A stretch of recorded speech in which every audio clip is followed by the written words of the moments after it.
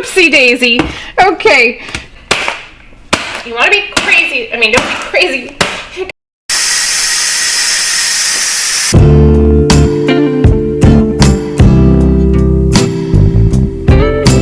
And I thought I'd just bring you guys along and show it to you. Everybody's always like, how do you make refried beans? How do you make your rice? What do you guys do? So people didn't believe what I did. So I'm going to show you real quick, and hopefully you can try it at home and make it for your family. So here we go. I actually last night got a 2-pound bag of beans. I usually do 1 pound, so we'll see how this goes. And I soaked it overnight. You can try your Instapot without soaking it overnight, but it takes more time, and supposedly it's better for your stomach if you soak it overnight. I don't know if that's a old wives' tale, or if it's actually true. Someone let me know in the comments. But I soaked it overnight, and then what you want to do, by the way, when you soak it is just add, this is like double, triple in size. You want to add water because it is going to absorb your water. Then I'm just going to drain my beans. That's a lot of beans. We're going to see how this goes. By the way, you can freeze your beans. You could either freeze them before we're going to mash them, or freeze them afterwards, and then just put them in small containers and reheat them. They'll last forever in your freezer. Okay. So rinse them off. You'll make sure you don't see any bad beans. I kind of went through them before. I think a long time ago there used to be rocks and stuff in the beans, but I don't think that happens anymore. Anyways, then we're going to just pour it into our Instapot. Yeah, it's going to work. I was worried it's going to get too full. I wonder if you can blow up your Instapot. You know, like all the pressure. I don't know. I wonder if it's ever happened to anybody. Then we'll just use this. We're going to fill up our Instapot with water. And I think on some people's Instapot it has it bean setting. Mine isn't, so we're just going to use the manual setting on it, and you could use manual on yours. I don't know. I know all the Instapots are different nowadays, but it really is easy to make beans now, because you don't have to watch it. Remember, my mother used to always be like, I have to keep an eye on the beans on the stove. So you want to make sure that you have at least 1 inch or 2 above your beans, because remember, they're going to expand even a little more and absorb some of the water. We're going to be getting pretty close to that max line. Okay. The next thing we're going to do, because we're just going to add a little bit of your better than bouillon roasted chicken base. You could also use the powder if you want to. I am really careful what I put in my stuff because I don't want MSG or anything bad. I know it looks like a huge amount, but it's really not a huge amount considering the amount of beans that we're going to be cooking. I'm actually going to put just drop more. Don't put too much. We can always add more flavoring at the end. We are going to add more at the end, but right now we're just going to cook up our beans. I know some people refried beans, they add in onions and everything else, and you could, but we have picky eaters in our family. So, and one of them really needs to work on their iron. So, beans are hard iron. We're going to get this on. There we go. You always hear the little thing, the little beep, beep, beep. And then you know it's locked on. Okay, so we're just going to turn it on manual. And because we actually have a lot of beans, I think we're going to do 40 minutes, see how it works. So if for some reason it's not cooked the way you want, I have, in fact, make sure you're on sealing. Here's venting, so make sure you're on sealing. I have, in fact, actually let it come down in pressure and then realize they weren't cooked enough. All you have to do is put it back on, turn it back on, and go a little longer. Like, so if you guess wrong, you're going to be fine. You don't want to get over and make them totally mushy, but there you go. So we're going to come back 40 minutes, check them. For my meat, I'm trying something new today, so we're going to see how it goes. But I know a lot of you really just want to see the rice and the beans. A lot of times I just make chicken fajitas on the grill, which I'll show you a different day with like bell peppers and onions. Tonight we're trying something new, which is carne asada, because when I have it at restaurants, I'm like, I need more of that. So I saw it on sale in my local thing. I think the thing about carne asada, it needs to be cut thin, and then it needs to be marinated and stuff. It usually is like, some people do like use skirt steak, which has actually gotten really expensive. But this one was for beef bottom round. Anyway, so it's already cut thinly, and that's why I bought it. I don't know if you can see, but it's still a little frozen. That's why I had it in the fridge for the last 2 days. But it's really thin. So we're going to take this. Also, we're trying a different marinade. What I originally was going to do is more limes and lemons, but apparently I'm out of it. And any citrus will really do. So we're going to try some orange juice because I happen to have it in my refrigerator. So we're going to see how this goes. I'll let you know. If not, I'm going to put underneath what I usually normally do, which is more lemons and limes. Let me throw it that way. I'll show you this real quick. So we're going to take, I'm going to see how this looks. I think I'm going to do a half a cup of orange juice. This doesn't look like enough. Remember, anything citrus is going to help break down our meat. Reality is, you know what, I'm going to put a whole cup. If I would have been not so tired last night, I probably would have put the marinade overnight. That probably would have made it so much better, but it's going to be able to marinate in a few hours. So we're going to put in our orange juice first. Then we're actually going to put in about, I don't know, let's say 3 tablespoons of soy sauce, which I know also you're like, what? But yeah.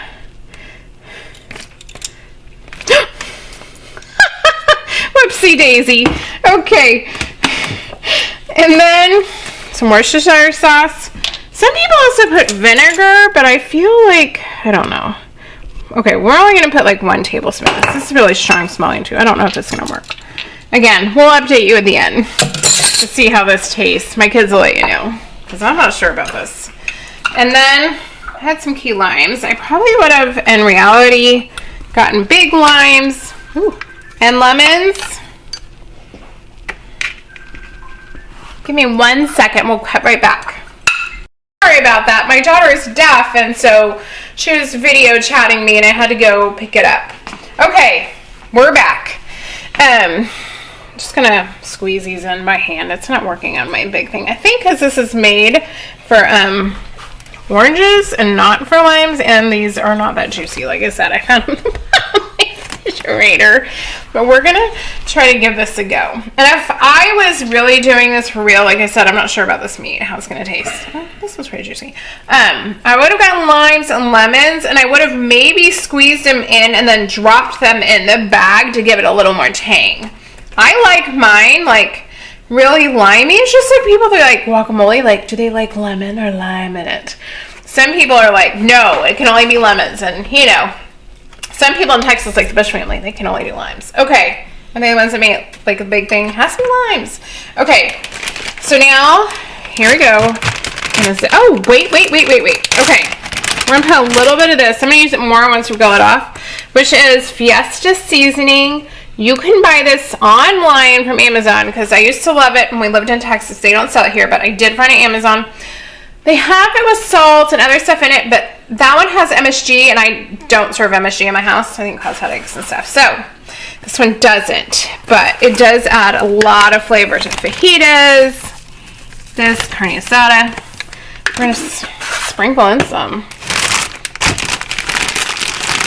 And then we're going to zip up our bags. I'm going to show you what we're going to do next. Probably going to be like, Sonia, cray. Okay. I'm going to zip it up. We're going to go a little, we're going to do something else. I'll be right back. Okay, we're back in my garage. I usually have a plastic mallet, but apparently my husband brought it to work for some kind of weird project. Anyway, so went and found an old iron skillet. And here's the thing, even though this is kind of thin, it's not thin enough for me. So I double bagged it.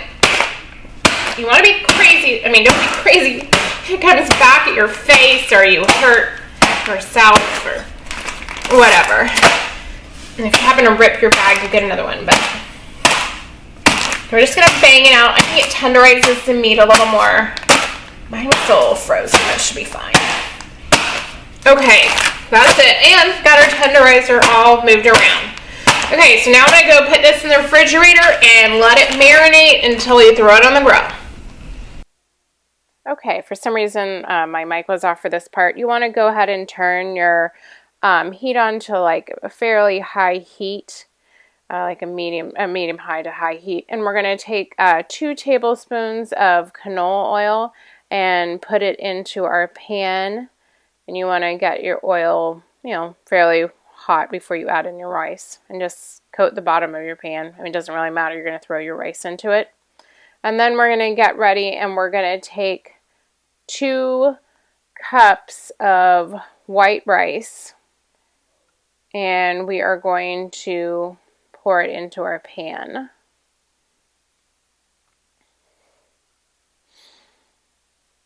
I'm just going to pour it in. Just use plain old white rice, doesn't matter. And then you're going to go ahead and get your spatula.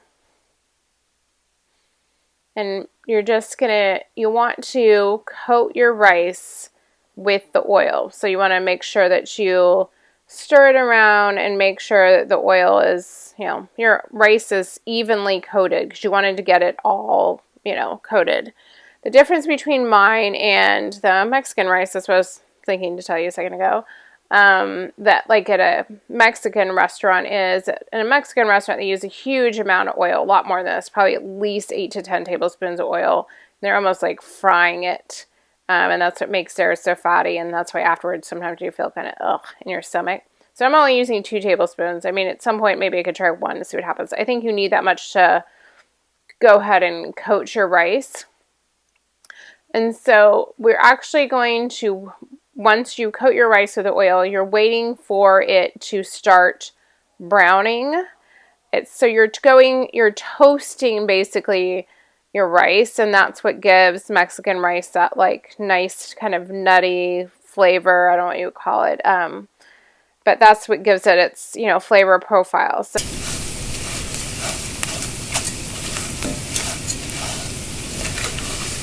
They did what? This is white. And that white headset, that's how I did it last time. I had a voiceover on one of mine. Your dad's like, wow, that's incredible. You know, like, only took you a month to watch it. I'm sorry, I haven't watched all your videos, not gonna lie. Okay, we're back. It's been about 4 to 5 minutes. And see, if you can look, they're starting to turn brown. See, and I'm going to start turning it down just a little bit. Okay? Now, right when it starts to turning, you're going to add in half a cup of onion. These are a little bit big. I would have diced them up more. I don't know if it really matters, but bigger chunks anyway. Anyways. So now we are going to start, turn it down to about like a 7. I had it on super high. We're going to try to just cook them a little until they get just a drop translucent. I don't want to go too far.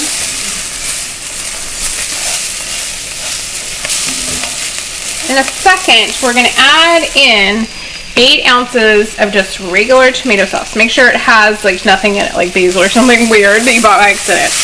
Okay, so I'm going to turn a little down just a little bit more. I just want, it's smelling good already. It has that smell. It's like the kind of browned rice has like a smell to it. It's so good. Okay, I like it. Of course I do. I grew up with that smell. Okay, so our onion's starting to turn just a drop translucent, and that's where we're going to go ahead and pour in all our sauce.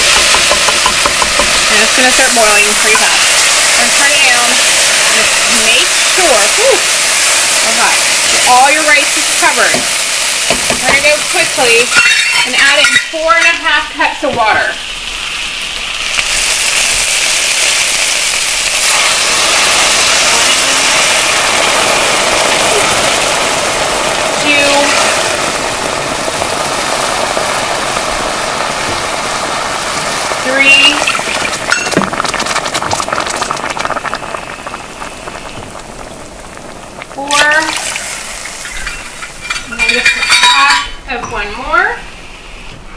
And now we're going to need to bring this back up to a simmer.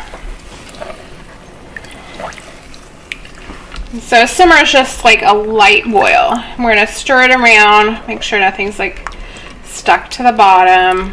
Everything's starting to cook. Okay. And this is, different people at this point put in different things. Some people put in some Spanish rice seasoning that you can buy at the store, which I think is not great. Some people mostly just put in some chicken bouillon cubes. Oy, Some people leave it alone. I'm gonna go ahead and use what I used earlier, better than bouillon chicken. I know this meal is gonna have a little bit of salt in it, so if you're watching your salt, I would say don't put this in. Kind of gives it a good flavor. Okay? You want to put it now so that by the time it comes to a simmer, it's like, you know, melted and dissolved in. Now we're just gonna wait.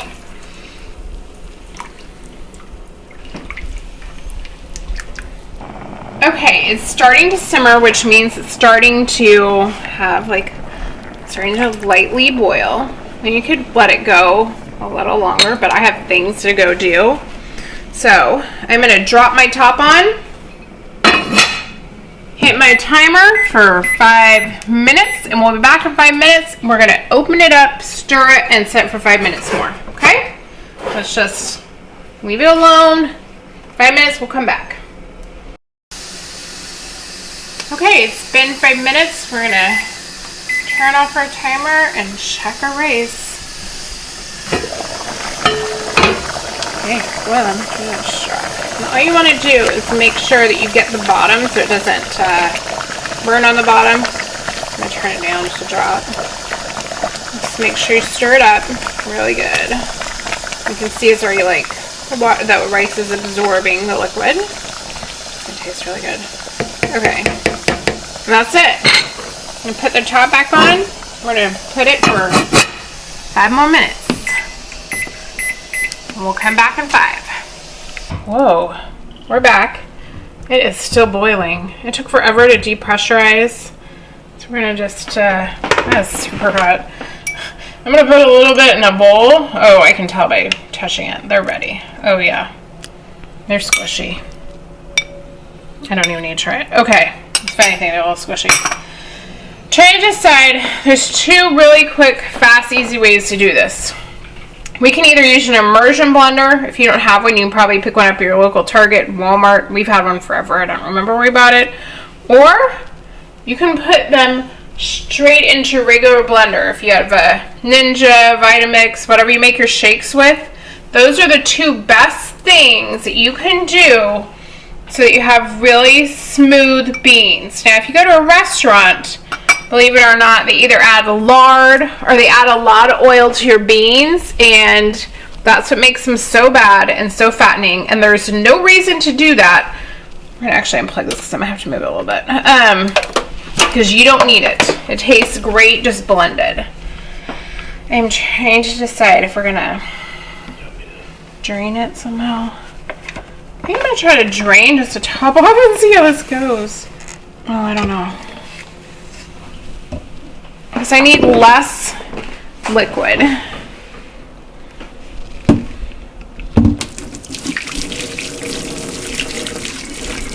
Oh, it's hot. I have one of those little things you put on the side to keep it. I need to buy one off Amazon. So we don't lose a few beans. Hang on.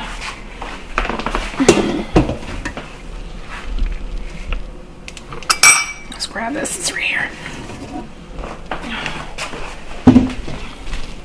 It needs to go a little far. I think it's because I left them once they were, oh shoot, I'm moving the beans. Okay. That's good. You still want a little liquid for this part because you don't want all the liquid to be gone, so I think we're good. Alright. I've never done it with my immersion blender like this. I usually do it in a pot, but I was like, why waste another pot? I'm all about doing less dishes. If not, I guess you could, like I said, you could do it in the Ninja or whatever, but I feel like it also is kind of a pain to clean. So we're just gonna, it's an immersion blender. It has blades at the bottom. You just shove it into things. They're great for soups. If you don't have one, get one. That's all we're gonna do.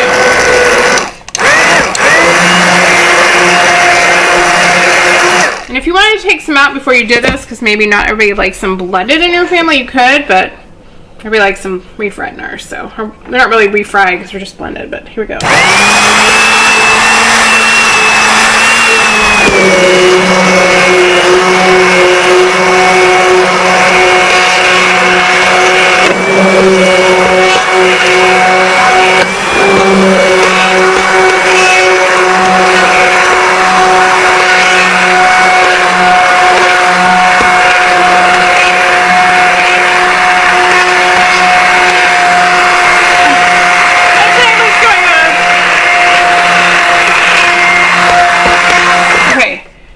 let this sit for a second and check our rice because our timer just went off. Okay. Okay. I don't want to touch it, so hot. This is making a mess. I need another towel. I don't have time. Let me just pull this. Okay. Here we are. We are actually going to now just give it a stir, and as you can see, it's pretty much just about done cooking. So we're going to actually just turn it off, and while it sits and cools off just a little bit, it's going to go ahead and absorb the rest of the liquid, and that's it. It's so simple. There you go, Spanish rice for you. A little bit healthier. We used way less oil, and I'll show you back in a minute once it starts cooling off that it's going to be able to absorb the rest of it. Meanwhile, let's go back to blending.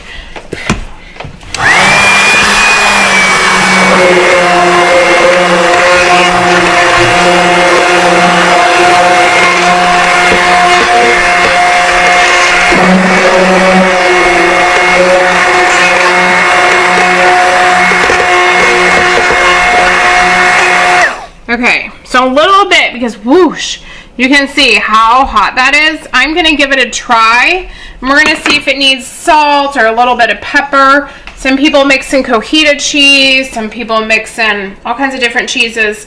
Some people just put a little cheese on top. I'm not going to, just because I'm on a cut right now and trying to lose some weight. But for my daughter or someone else, maybe they want a little cheese on top. That's how a lot of restaurants serve it around here. Or if you want to serve it with some chips on the side.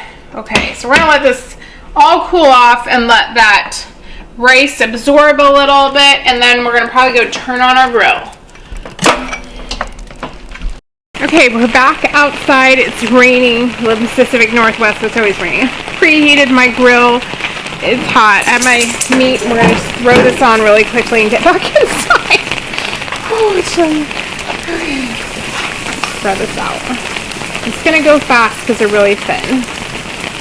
Maybe I should cook these inside. I like the grill though. These are a little bit thinner than I thought they would be. Maybe next time I trim it myself. I don't know. I know you can buy a roast and then like partially freeze it and slice your meat real thin. It's cold.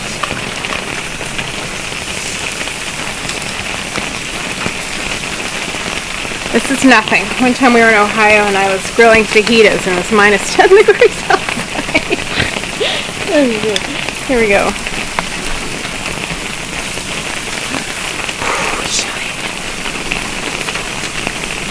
It's gonna be good. I'm excited. It's almost dinner time here. Oh yeah. Just gonna take a little bit of the juices. Put them on my meat.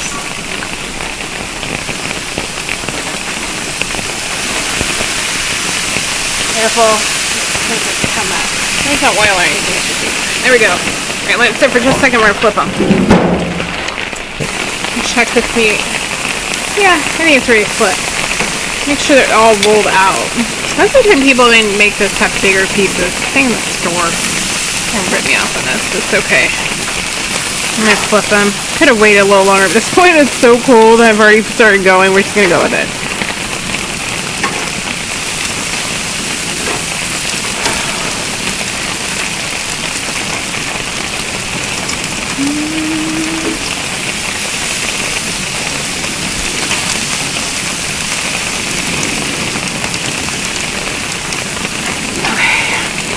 Flip on? I don't know. Okay. Oh, let's cook a few more minutes. Oh, wait. We're going to put a little more fiesta seasoning. Fajita seasoning.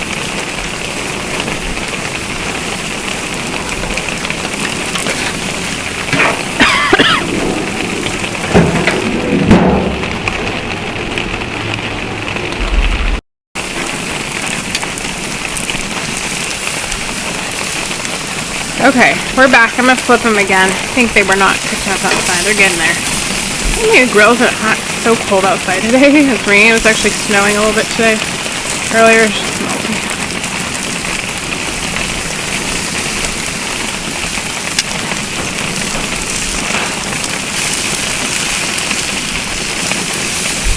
Usually, I have it going high, and the grill mark's usually a little bit more. I think it's so cold, maybe. I don't know.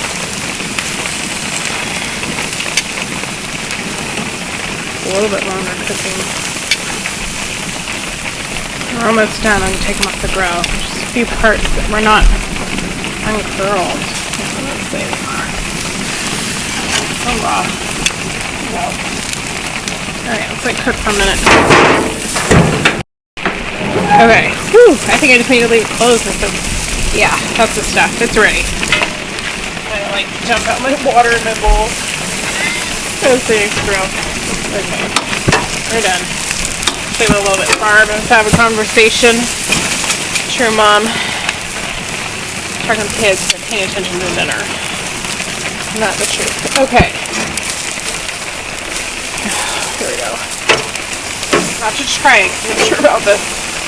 Next time when I stir it, I probably need to clean this grate. There we go. Let's go. Okay.